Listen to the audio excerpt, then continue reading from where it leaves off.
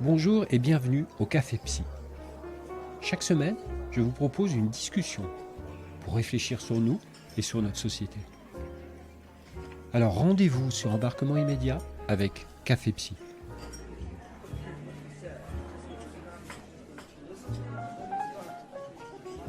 La crise que nous traversons, avant d'être une crise économique et sans occulter la crise sanitaire qui éprouve tous les pays du monde, est aussi une crise sociale. C'est pourquoi je lance le premier Café Psy, pour faire une pause et réfléchir sur ce que nous vivons, pour nous permettre de construire l'après, nos relations sociales à venir. Aujourd'hui, j'ai le plaisir d'échanger avec Anne-Catherine Sabas, psychanalyste et psychopraticienne, auteure de nombreux ouvrages, et en particulier son dernier livre, Aider nos enfants à trouver leur place. Nous évoquons la place de nos enfants pendant le confinement, sans école, avec qui nous construisons de nouvelles relations. On parle de couple, de la place de l'homme au sein du foyer et de la nouvelle répartition des tâches. Car chacun doit trouver sa place dans ce nouvel environnement de confinement et de proximité. Enfin, j'ai voulu revenir sur les inégalités sociales face à cette crise, qui sont encore plus criantes actuellement. Cette période est une formidable opportunité également pour réfléchir sur ce que l'on veut, pour soi, pour son couple et pour ses enfants. Et au final, c'est ce qui bâtira la société de demain. Je suis Charles Briet, coach et entrepreneur. Je pars chaque semaine à la rencontre des passionnés dans le monde entier. Ceux qui font de leur passion le sens de leur vie. Je parle de gastronomie, d'art, de sport, de musique, d'entrepreneuriat, de spiritualité ou d'écologie. Toutes ces choses qui font sens pour moi et au final qui rendent la vie passionnante et stimulante. Embarquement Immédiat Podcast est la marque de notre appétit pour les rencontres lors de nos voyages. J'espère que vous l'apprécierez. Allez, je vous propose de retrouver Anne-Catherine Sabas autour d'un café. Bienvenue au Café Psy. Je retrouve Anne-Catherine Sabas, psychanalyste et psychopraticienne, auteure de nombreux ouvrages et en particulier son dernier livre « Aider nos enfants à trouver leur place », qui résonne particulièrement pendant cette période de confinement et où on se pose la question de la place de nos enfants. Alors déjà la place de nos enfants aujourd'hui, puisqu'on vit tous en famille et ça crée des problèmes et c'est plus ou moins facile pour certaines familles. Et puis la place de nos enfants peut-être demain dans la société qu'il va falloir reconstruire. Donc bonjour Anne-Catherine.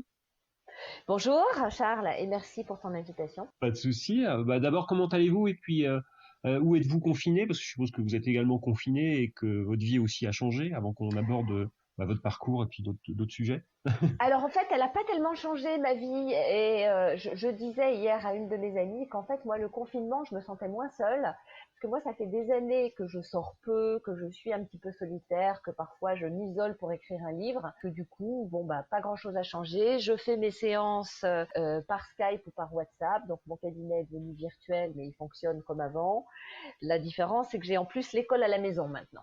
Donc ça, c'est parfois un peu compliqué, mais ça va. D'accord. T'as combien d'enfants? Alors, j'ai un enfant, un petit garçon de 11 ans. D'accord. Ah oui, donc là, il y a besoin. Est-ce que tu peux d'abord te présenter, nous expliquer ton parcours rapide, et puis après, tu nous expliqueras ta vision sur la période actuelle et comment on peut apporter des choses aux familles et au moment, surtout, qui se pose pas mal de questions en ce moment. Et oui. Alors, en fait, mon parcours, il est très lié au titre de mon livre. Moi, j'ai eu un changement de programme dans ma vie, une espèce de vocation qui m'est tombée dessus à l'âge de 22-23 ans. Alors, j'étais partie sur une autre voie et j'ai repris des études pour devenir psychothérapeute avec cette question justement de trouver ma place. C'était une obsession. Et depuis 20 ans maintenant que je travaille en cabinet, plus de 20 ans, donc en tant que psychanalyste et psychopraticienne, et formatrice aussi. Travaillé en entreprise avant, peut-être? Alors oui, j'ai travaillé en entreprise. J'avais à la base une formation qui était, qui n'existe plus maintenant, qui était une filière assez vague, qui amenait aussi bien vers des métiers artistiques que des métiers du journaliste, que les lettres. Et moi, j'étais toujours, de toute façon, déjà à l'époque intéressée par l'écriture. Hein, ça faisait déjà partie de ma vie. Et puis j'ai ensuite travaillé en entreprise. Et à un moment donné, il a été évident pour moi que j'avais envie d'aider les autres d'une façon ou d'une autre. Ouais, c'est ce qui faisait sens pour toi en tout cas. C'était devenu incontournable, donc j'ai repris des études. Et puis depuis, évidemment, j'ai accompagné toutes sortes de personnes. Et la question de trouver sa place, c'est quelque chose qui revient régulièrement. parce que j'accompagne des enfants, des adolescents, des adultes, parfois des familles aussi, sur des questions précises de stress post-traumatique, d'emprise, etc. Mais souvent, ce qu'on fait dans un cabinet de psy, c'est pas forcément régler des choses très aiguës, mais c'est plutôt traverser, être accompagné pour traverser une espèce de questionnement existentiel de fond. Et ça, c'est très intéressant. Donc la question de la place se pose toujours. D'accord, ouais, complètement, complètement. Ouais. Alors, j'ai créé un cabinet donc à Fontenay-sous-Bois dans le Val-de-Marne, où exercent aussi d'autres thérapeutes. Et j'essaye aussi d'avoir avec moi des gens qui travaillent sur le corps. Et puis, donc régulièrement, j'anime des formations pour adultes sur des thèmes comme la relation d'aide, donc auprès de soignants. Et donc, tu as publié un livre, c'est ton dernier livre, je crois, sur justement aider nos enfants à trouver leur place. Avant le confinement, je suppose. Alors c'était avant le confinement, ce qui est terrible parce que la période que nous vivons est quand même assez difficile pour plein de raisons.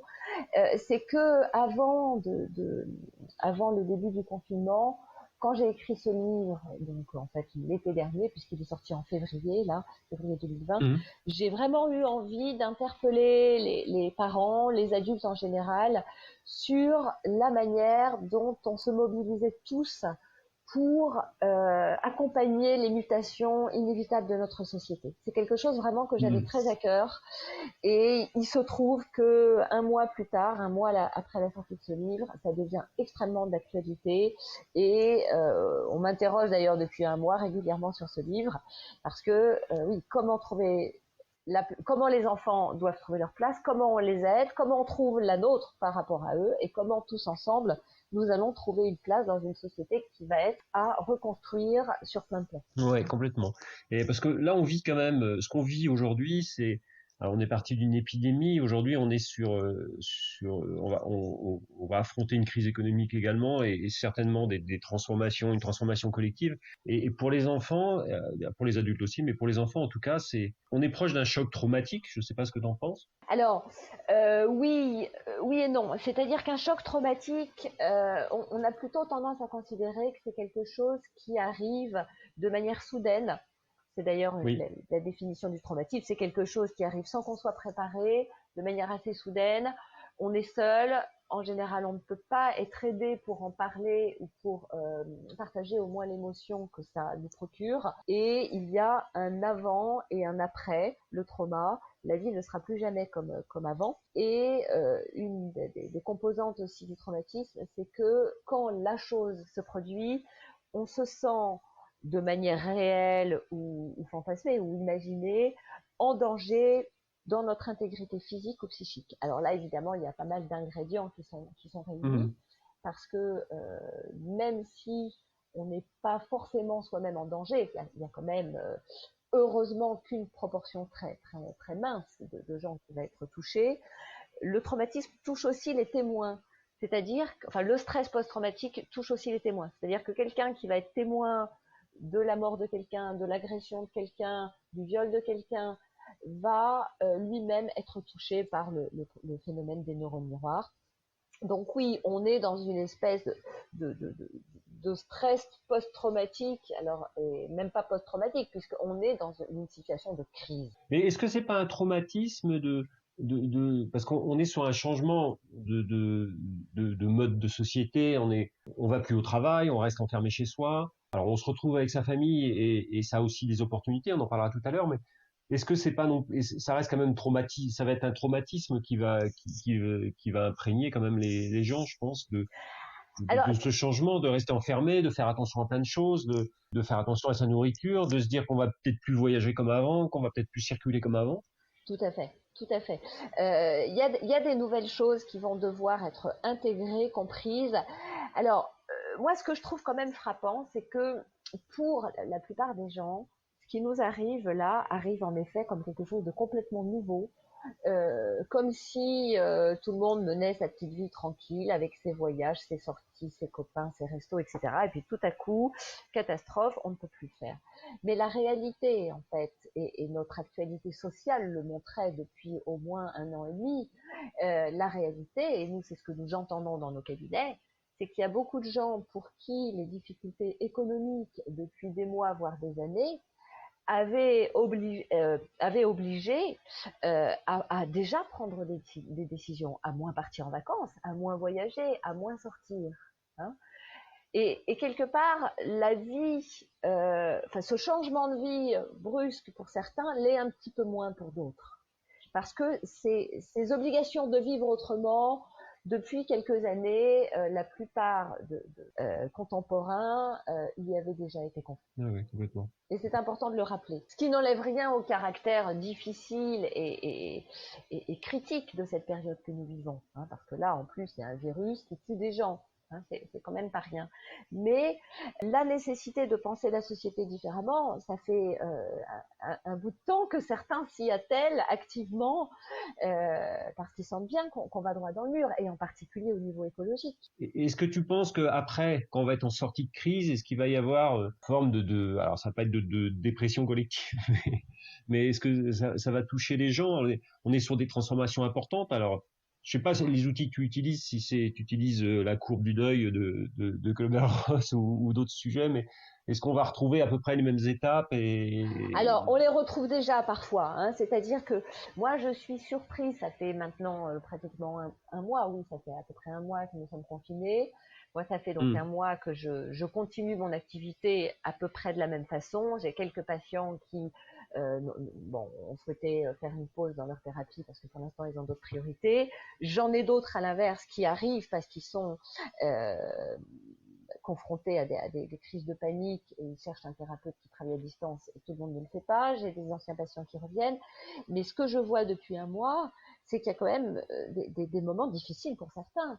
Alors, il y a des moments difficiles en termes d'organisation, et moi, je l'ai vécu aussi. Je disais vendredi, il y a 10 jours, enfin les vacances scolaires, que l'école à la maison plus les consultes à domicile, c'est pas forcément reposant, hein, mais certains vivent des gros moments de solitude, des moments de panique, des moments d'angoisse, des moments de déprime. Ça a déjà commencé pour certains, hein, avec par définition, nos Uber sont un peu cycliques aussi. Il y a des coups de mou. Hein. Moi, certains patients me disent oh là là, aujourd'hui, c'est un jour sans. J'ai pensé qu'autre chose, c'est sortir. Mes amis me manquent, ma famille me manque. Donc, on est déjà dans une nécessité de s'adapter à cette réalité qui est nouvelle, qui est contraignante et qui est inquiétante parce qu'on ne sait pas vers quoi nous allons. Je crois que ça, c'est une composante importante. C'est ça qui est inquiétant, c'est qu'il n'y a pas de perspective. Enfin, les perspectives sont très floues. On ne sait pas dans 2 mois, est-ce que les salariés vont retrouver leur travail, est-ce qu'ils vont retrouver leur poste, est-ce que l'entreprise dans laquelle ils travaillaient va être toujours présente. Enfin, il y a plein de questions qui se posent en tout cas. Tout à fait. Il y a plein de questions et pour certains, malheureusement, elles ont déjà été résolues. Il y a déjà des gens qui ont perdu leur travail. Moi, j'ai autour de moi quelques chefs d'entreprise qui ont déjà qui sont en train de déposer le bilan. Bon, donc les dégâts collatéraux ont déjà commencé pour certains. Ouais, ce qui nécessite de toute façon de repenser absolument une façon de vivre. Il y aura un après qui sera différent de l'avant. C'est évident. Alors, si on revient sur nos enfants, comment les enfants peuvent trouver leur place? Ils doivent être un peu perdus. Enfin, ils sont un peu perdus. J'ai des enfants aussi, ils sont un peu perdus. Oui. Voilà. Après le moment qui a été le moment de se dire chouette, on n'a plus d'école. Alors pour les plus petits, hein, mais mais même pour les plus grands. Hein. Les plus grands d'ailleurs, oui, oui. Là, les étudiants qui vont pas retourner en cours sont complètement angoissés aujourd'hui. Comment les enfants peuvent trouver leur place et comment tu peux aider les parents peut-être à trouver une organisation et peut-être à leur expliquer aussi comment ce que va être notre société, parce que c'est compliqué. Hein. Alors, je vais renvoyer aussi les gens qui nous écoutent à un autre livre que j'ai écrit précédemment qui s'appelle Famille monoparentale, la grande aventure, qui est paru aux éditions Michelon.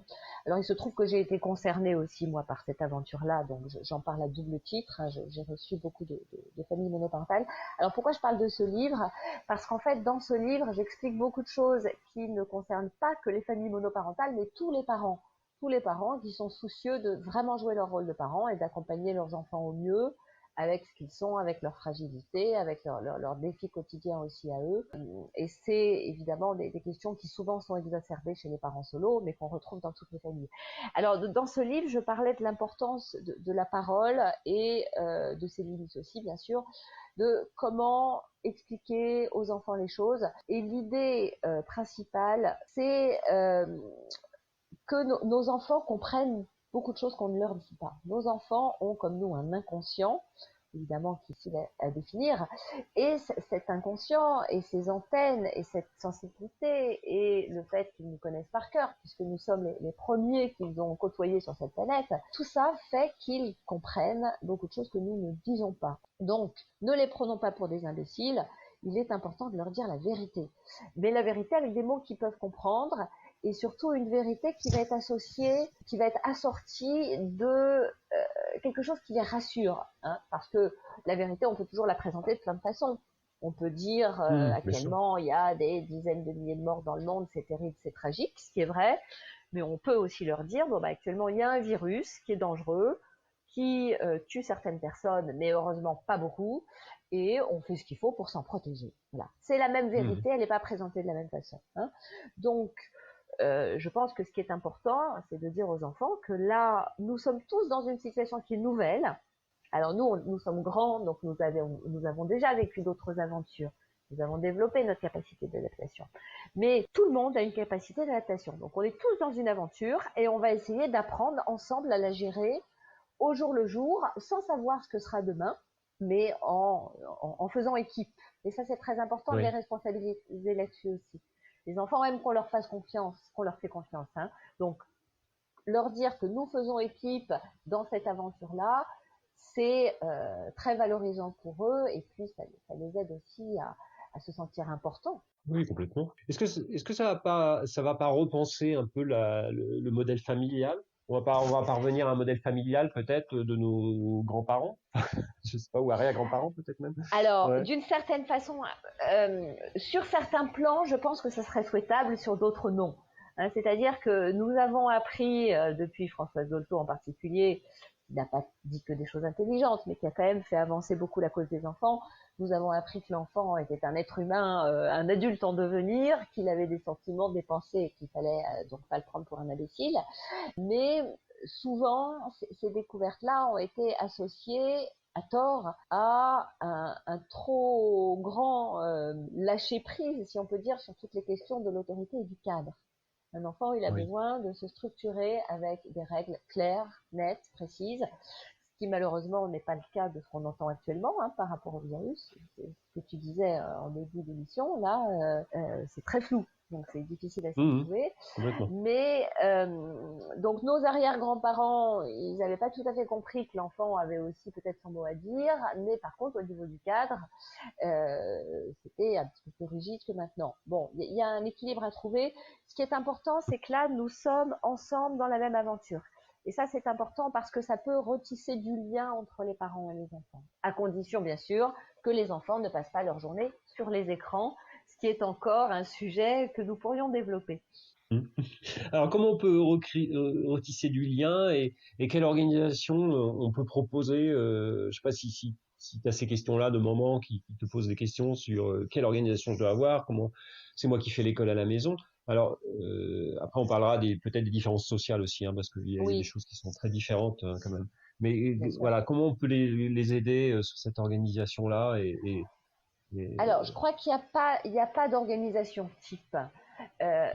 Moi, quand je réponds à quelqu'un au niveau de l'organisation, j'essaie déjà de savoir quels sont ses impératifs, comment elle ou il, parce qu'il y a aussi des papas seuls avec leurs enfants, ou même en couple, mais moi j'ai plusieurs patients dont la femme travaille encore ou à l'extérieur ou en télétravail toute la journée, et le papa étant, je ne sais plus quel nom ça exactement, mais en congé pour garde d'enfants, et donc est disponible, et c'est lui qui s'occupe des enfants. L'impératif de la personne, c'est-à-dire qu'il faut, et c'est d'ailleurs le défi de chaque parent, il faut réussir à concilier la vie d'homme ou de femme avec celle de parents et donc les obligations que ça comporte. Moi, par exemple, moi je suis actuellement seule avec mon fils, j'ai, on va dire 5 rendez-vous par jour Donc je gère ces rendez-vous en fonction de l'école aussi, c'est-à-dire je commence ma journée, là c'est une semaine particulière parce que c'est les vacances scolaires, mais à partir de la semaine prochaine, je commence ma journée en faisant le tri des mails que le maître de mon fils a déjà envoyés, préparant un petit peu de travail pour mon fils. Après, moi je pars en rendez-vous, donc là évidemment il est dans une autre pièce, interdiction de déranger. Quand j'en sors, on check un petit peu ce qu'il a avancé. Et puis, on avance comme ça, hein, en faisant des allées et venues entre moi, mon travail, le sien, petite pause pour tout le monde, petite pause goûter, etc. Ça, c'est parce que je peux le faire. C'est-à-dire que je peux prendre un rendez-vous, une heure de pause, un rendez-vous, une heure de pause, un rendez-vous, une heure de pause. C'est possible pour moi. Ouais. C'est pas le cas pour tout le monde. Donc, il va falloir que les autres parents s'organisent. Par contre, ce qui est certain, c'est qu'il faut qu'il y ait des délimitations les plus claires possibles. Parce que déjà, quand on est chez soi, il est facile d'aller se faire un petit thé, fumer une cigarette pour les fumeurs, appeler Tata Jeannette pour lui demander comment elle va. Et bon, donc ça, plus, ah ma mince, il faut que je fasse une lessive, préparer à manger, etc. Si en plus il faut faire l'école, ça risque d'être très très compliqué à gérer parce qu'en fait, en voulant faire trop de choses à la fois, on n'en fait aucune correctement. Donc il faut vraiment, je pense, délimiter des horaires, hein, de telle heure à telle heure. Il faut trouver une organisation par tranche et de se dire, voilà, quand je suis en télétravail, je suis en télétravail, quand je fais ça, et de le communiquer aux enfants et aux proches. Voilà, et ne pas oublier qu'il y a des pauses. Moi, une des premières choses que mon fils, qui est un grand rebelle devant l'éternel, m'a rappelé au tout début de l'école virtuelle, c'est qu'il commençait à telle heure, qu'il avait tant de temps de pause, qu'il avait ensuite telle heure, ensuite tant de temps de pause. Et à chaque fois que j'avais le malheur de lui demander de faire un exercice de maths sur le temps où normalement il était en récréation, il me disait ah non mais là c'est la récré. Donc du coup je me suis amusée à caler les pauses par rapport à ses récrés à lui, comme ça en plus il a l'impression que c'est lui qui a le pouvoir, il est tout content. Et du coup on arrive quand même à travailler un temps assez long. Ouais, complètement. Alors moi ce qui m'inquiète c'est et d'ailleurs, le président Macron en parlait hier, hein, mais voilà, c'est pour ça qu'il veut remettre l'école, rouvrir l'école rapidement, parce qu'on voit. Alors moi, ce qui m'énerve, c'est que voilà, on voit à la télévision des reportages sur des familles, mais on est toujours sur des familles parisiennes, on est toujours sur des familles tout à un niveau, voilà, un niveau intellectuel qui est plus élevé peut-être que la moyenne. Et voilà. Hier soir, je regardais des reportages. Il y avait des reportages après où ils montraient des familles et de l'école à la maison. Et on voit une bibliothèque avec 3000 livres, on voit, c'est pas le quotidien de tout le monde, c'est pas le quotidien de tout le monde. Et que moi, voilà, je me mets à la place de certaines mamans, certains papas, où ils se retrouvent avec des devoirs qu'ils comprennent même pas. Voilà, c'est compliqué quand même. Enfin, là, ils sont perdus. C'est terrible.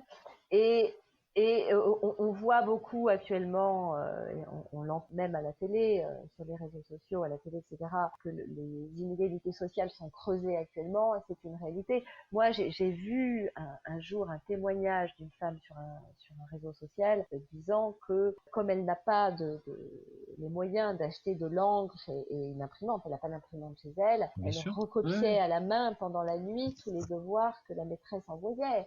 Et moi, ça m'a bouleversée cette histoire, parce que cette dame, elle, je sais pas si elle travaille ou pas, mais en plus de faire l'école, elle va passer ses nuits à essayer de pallier son manque d'argent. Ça c'est une réalité. Mais qui touche plus de gens qu'on croit. Je pense que c'est pas seulement c'est pas seulement les gens qui sont très très défavorisés. Il y a des gens très très défavorisés. Là, c'est une population qui est à part et qui doit être aidée, mais qui touche plus de gens qu'on croit, quoi, sur l'aide des enfants. Et je pense qu'il y a plein d'enfants aujourd'hui qui sont laissés complètement à l'abandon, mais en tout cas laissés un peu seuls, quoi, sur cette partie-là. Mais oui, et parce que c'est difficile, parce que même avec un niveau culturel et socio-professionnel plutôt privilégié, les parents ne sont pas forcément habitués à accompagner leurs enfants. Moi, je suis surprise de voir à quel point je suis obligée, ou en tout cas je me sens obligée, de rappeler aux parents, et aux parents d'ados en particulier, qu'un enfant de 12, 13, 14 ans, la plupart du temps, il n'est pas autonome dans son travail scolaire. Alors évidemment, on tend vers ça. Quand vous rentrez en 6e, on vous dit ça y est, maintenant vous êtes grand, vous devenez autonome. Mais on ne voit pas beaucoup d'enfants surtout les garçons qui sont quand même plus en mouvement, souvent encore au collège, et qui ont moins envie de Oui, passer complètement. des heures à tirer des traits rouges à la règle super droit avec 3 carrés à gauche, 3 carrés à droite. Nos gamins, ils n'ont pas forcément envie, ils ne savent pas encore être autonomes. Donc là, on se retrouve à la maison avec des enfants dont on pensait que tout roulait parce que les résultats étaient plutôt bons, mais les résultats étaient plutôt bons parce qu'il y avait un ou plusieurs profs derrière. Moi, j'ai plusieurs amis enseignants et je suis ravie qu'enfin, j'ai beaucoup de parents qui se rendent compte du travail énorme qu'ils font. Parce que, outre le fait qu'il faut suivre le programme quand vous avez des enfants qui travaillent chez vous maintenant, moi ça va, CM2, j'arrive encore à suivre là, mais il faut réussir à les intéresser, nos enfants, il faut réussir à les motiver, à leur dire Bah, tu vas pas rester en oui, pyjama et te lever à 11 heures du matin, mais rien que ça. motivation, c'est de la motivation, c'est de la pédagogie et ça s'apprend quoi. Enfin, on Et peut oui, pas non et plus oui. être. C'est ça, et exactement, et c'est pas forcément facile, surtout quand vous avez une visioconférence avec vos collègues de l'autre bout de la planète un quart d'heure plus tard, et donc il y a beaucoup de gens, moi je le vois, qui petit à petit sont obligés de lâcher un peu, parce qu'il faut qu'ils tiennent aussi leur boulot. Oui, complètement. Est-ce que ça repense pas un peu, alors, le rôle du père? Je me posais ces questions-là et les rapports hommes-femmes au sein du foyer. Est-ce que le rôle du père le père va pas reprendre un peu de rôle vis-à-vis de ses enfants parce qu'il se retrouve à la maison? Alors pour ceux qui sont à la maison en télétravail, ils s'occupent un peu plus des enfants qu'avant. Et Oui, j'entends souvent ça. Moi, j'interviewe beaucoup d'entrepreneurs ou voilà qui disent la période elle est géniale en ce sens que je retrouve mes enfants, je repasse du temps avec eux, ce que je faisais plus. Donc, est-ce que oui, ça tout à repense fait. pas un peu le rôle du père et peut-être aussi le partage des tâches à la maison, le partage des tâches? Est-ce que ça va pas être Ah, quelque chose? Est-ce qu'il faudrait pas en garder quelque chose de ça? oui, bien sûr, et il faut espérer qu'on en gardera quelque chose. Parce que de toute façon, à partir du moment où on se retrouve en couple, ensemble, dans une maison ou un appartement, on a une vision plus claire de ce que c'est que la gestion d'un foyer. Parce que souvent, dans les couples, vous en avez un qui rentre tard, l'autre qui part tôt, et on se retrouve pour le week-end ou pour les vacances, mais ça dure pas longtemps, hein. Donc, on n'a pas une vision de la manière dont on doit régler les choses au jour le jour, malgré la fatigue, malgré plein de choses qui font qu'on n'est pas toujours disponible de la même façon. Donc là, oui, il y a la possibilité vraiment de redéfinir les rôles. Je crois que de toute façon, et moi je n'ai de cesse de le rappeler, que le rôle du père est très, très, très important. Nous sommes passés d'une société, deux sociétés patriarcales où le père était le pater familias et avait un droit de vie et de mort sur la femme, l'enfant. J'exagère un petit peu, mais où il y avait quelque chose de très rigide, de très autoritaire. Et finalement, comme l'homme était censé être le seul à ramener l'argent du foyer, Hmm. il n'avait pas le temps d'être plus présent et les enfants lui reprochaient souvent. On a une société où la femme travaille, où la femme est moins disponible, où l'homme à qui on a demandé de plus en plus d'être poète, sensible, à l'écoute, proche des enfants, etc., souvent a abdiqué un petit peu le côté garant de l'autorité parce que c'était difficile et qu'il a envie d'être plus doux, d'être plus proche de ses enfants que les parents, et puis du coup il y a moins de cadres, voilà. Donc aujourd'hui, là, quand on se retrouve ensemble, confinés avec un ou plusieurs enfants, on a besoin de cadres. Donc, il faut évidemment de la proximité, parler avec les enfants, s'occuper d'eux, les aider dans leurs devoirs, mais aussi rappeler les règles. Est-ce que c'est pas repartager les rôles de chacun au sein du couple? Et est-ce que c'est pas l'occasion peut-être de dire à chacun, voilà, est-ce que c'est pas de repartager les rôles et que ce soit la nourriture, que ce soit les courses, que ce soit les enfants, l'éducation, enfin, ça peut être intéressant de reposer les choses peut-être? Tout à fait. Et souvent, ça se fait de manière, je dirais, spontanée et fluide. C'est-à-dire que moi, j'entends beaucoup de mes patients qui me racontent ça, qui me disent ah bah tiens, c'est bien parce que spontanément, elle s'est mise à faire ça, c'est super. Spontanément, lui, il fait ça. Il y a quelque chose qui s'est fait naturellement. Et ça, c'est l'idéal D'accord. parce que le meilleur partage des tâches, c'est celui qui convient à tout le monde. Oui. Et en général, c'est valable dans tous les domaines d'ailleurs. Vous faites mieux quelque chose que vous aimez faire. quand on travaille en équipe, si on te confie quelque chose pour lequel tu es bon, ça va être plus facile que si on te donne le travail que tu n'aimes pas faire. En couple, c'est la même chose. Si l'un des deux adore faire les courses, formidable, qu'il y aille. Et puis si l'autre préfère s'occuper du linge, eh ben, qu'il le fasse. Ce qui est important, c'est qu'il y ait quand même un sentiment d'équilibre, hein, et que personne se sente trop floué parce qu'on se sent toujours. Puis ne pas non plus tout dramatiser, c'est-à-dire que il est normal dans une famille que de temps en temps, à un moment donné, on perd patience, on crie un coup, on dit j'en ai marre, on pleure un coup. Je pense qu'il faut faire aussi attention aux limites de toutes ces mouvances d'aujourd'hui qui sont très positives, comme l'éducation bienveillante, la communication non violente. Mais l'être humain, il a aussi de temps en temps besoin de bouder, de dire merde, et c'est pas pour autant qu'il va y avoir une grosse violence ou un traumatisme. Oui, c'est accepter aussi que l'autre n'ait pas envie de communiquer à certains moments de la Mais oui, journée. hein. Oui, Et oui, oui, oui. parce que être tout le temps sur le dos l'un de l'autre, c'est très difficile pour certains. Il y a des gens qui sont plus ou moins sociables et d'autres qui ont besoin de leur espace, de tranquillité, de méditation. Alors quand vous avez 4 pièces à la maison, c'est plus facile, mais quand vous avez juste une pièce ou deux, un travail plus les enfants, c'est ingérable. Donc il faut, je crois, être tolérant. Chacun gère comme Oui, il oui. peut. Oui, oui. Et c'est apprendre aussi à se créer une bulle. Alors, c'est pas toujours facile, mais se créer une bulle personnelle, même dans un environnement qui va être étroit, où il va y avoir du bruit, mais c'est pas facile. Ouais. Ça peut être en mettant son casque sur ses oreilles avec de la musique, ça peut être en Mhm. allant prendre un bain ou une douche, ça peut être en s'isolant un petit peu dans la cuisine pour préparer un bon petit plat, tout le monde sera content après. Il y a plein de manières de s'isoler. Ouais, très bien, très bien. Alors, on parlait de cette période et voilà, il y a cette date du 11 mai où on se dit, alors ça va pas être une libération parce que je pense qu'on va en avoir pour de très longs mois encore et je pense qu'il faut pas que les gens prennent ça pour une libération ou d'un seul coup on va faire la fête, hein, c'est pas l'armistice, mais je pense qu'on va en avoir Oui. pour de très longs mois encore de semi-confinement et en tout cas où on pourra pas bouger. Mais alors, je pense qu'il y a aussi des opportunités à tirer de tout ça. Donc on en parle un petit peu voilà de se retrouver en famille et puis après demain il y aura des opportunités à tirer de tout ça. Quelle opportunité toi tu vois et qui commence à émerger un petit peu et que tu pourrais partager? Alors moi, c'est une que en fait que je vois depuis longtemps. Il m'est arrivé d'animer une conférence sur le thème de transformer la crise en opportunité.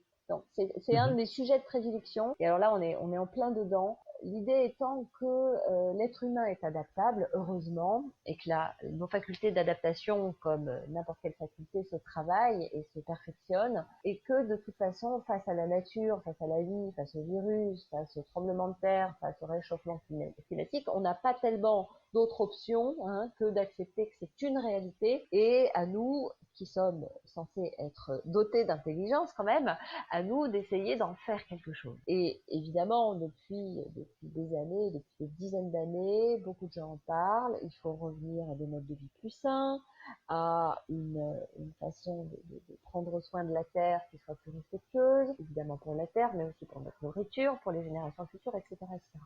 Donc tout ça, on vient de se le prendre de plein fouet dans la figure aussi. Bon, et ça, évidemment, il y a des opportunités. Je crois qu'il va y avoir aussi des nouveaux métiers qui vont devoir émerger parce qu'on doit Oui. repenser notre économie différemment. Il y a Mhm. malheureusement, et c'est dramatique pour eux, plein de petits commerces qui vont pas pouvoir ouvrir. Il va y avoir des entrepreneurs qui vont mettre la clé sous la porte.